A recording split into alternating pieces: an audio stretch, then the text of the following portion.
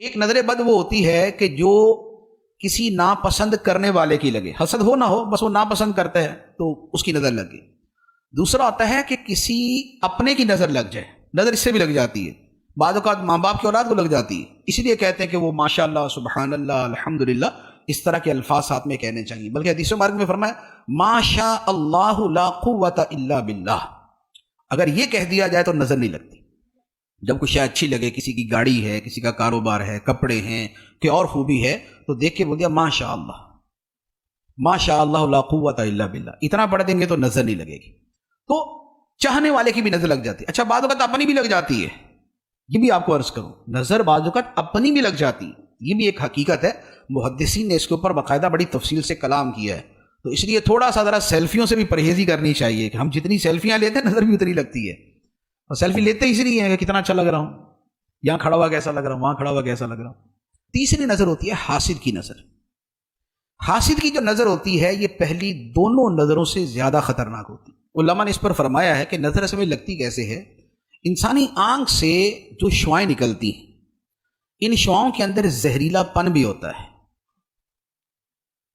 آنکھوں سے نکلنے والے شعاؤں کے اثرات کا تو سب سمجھتی ہیں نا، محبت سے دیکھیں تو اس کا بھی پتہ چل جاتا ہے، نفرت سے دیکھیں تو اس کا بھی پتہ چل جاتا ہے، اور اس میں ضروری نہیں ہوتا کہ بقیہ پورا چہرہ دیکھیں تو پتہ چلے، نگاہوں کی جو شعاع ہے وہی بتا دیتی ہے کس نظر سے دیکھ رہا ہے۔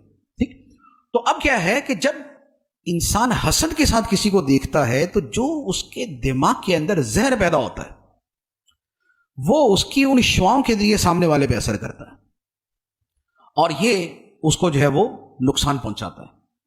تو اس لیے حسد والے کی جو نظر ہے یہ بھی بڑی شدید ہوتی ہے، اسی لیے فرمایا گیا کہ اپنی نعمتیں چھپا کر حاسدوں سے بچو۔ بلا وجہ ہر ایک کے سامنے جا کے اپنے کاروبار کی باتیں یا اپنے پیسوں کی باتیں یا اپنی اونچی اونچی باتیں یہ نہیں کرنی چاہیے، خاص طور پہ جو محروم آدمی ہے۔ ایک ہے کہ ایک کاروباری دوسری کاروباری کے سامنے بات کر رہا ہے، وہاں بھی تھوڑی احتیاط چاہیے۔ ایک یہ ہے کہ اس کے سامنے بات کر رہا ہے کہ جو بالکل محروم ہے، کہ جو نگاہ حسرت اور نگاہ حسد ڈال دے گا، اس سے بچنا چاہیے۔ پچھلے زمانے میں علماء کیا فرماتے تھے کہ بازار سے کھانا خرید کے نہ کھاؤ، کھانا گھر کا ہونا چاہیے۔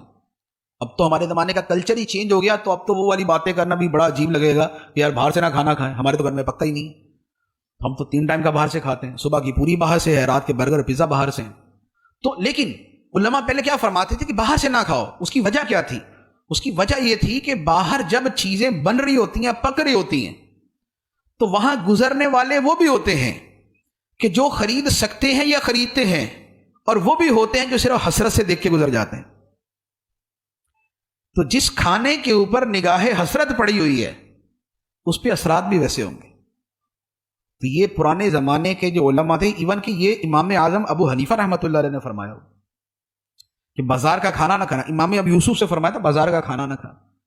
تو یہ چیزیں جو ہیں ان کے اثرات ہوتے، تو اپنی نعمتیں چھپا کے حاسد سے اور حسرت والے سے بچنا چاہیے، اور بالفرض اگر محسوس ہو کہ نظر لگ گئی یا محسوس نہ بھی ہو تو جو سنت ہے کہ سورہ فلق اور سورہ ناس پڑھ کے روزانہ رات کو اپنے اوپر یا اپنے ہاتھوں پہ دم کر کے اپنے بدن پہ، چہرے پہ، جہاں جہاں ہاتھ پہنچے وہاں پر پھیر لیں، تو انشاءاللہ یہ نظر سے حفاظت رہے گی۔